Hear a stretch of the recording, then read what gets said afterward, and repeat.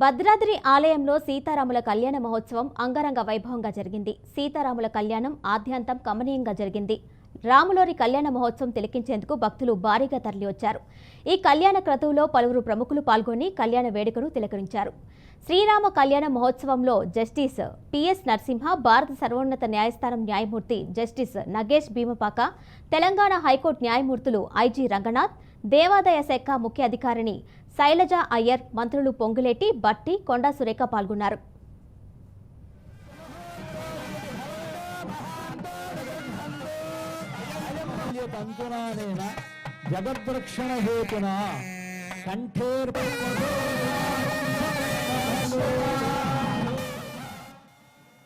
Andhra Pradesh NTR district Nandigama నుంచి వచ్చాము మేము. ఇక్కడ భక్తులకి అన్ని ఏర్పాట్లు బాగా సవ్యంగా జరుగుతున్నాయి.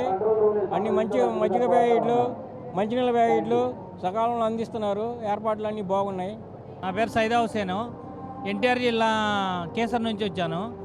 ఇక్కడ ఏర్పాట్లు చూస్తుంటే చాలా కనువిందుగాను, సహాయ సహకారాలు మధ్య కానీ, మంచినీళ్ళు కానీ, భోజనాలు కానీ, చలువ పందిళ్ళు వేసి చాలా ఉల్లాసంగా, ఉత్సాహంగా, అంటే మన ప్రేక్షకులందరూ భక్తులు ఎంతో ఉత్సాహంతో ఈ కళ్యాణాన్ని మేము ప్రతి సంవత్సరం 7 సంవత్సరాల నుంచి వస్తున్నాను నేను.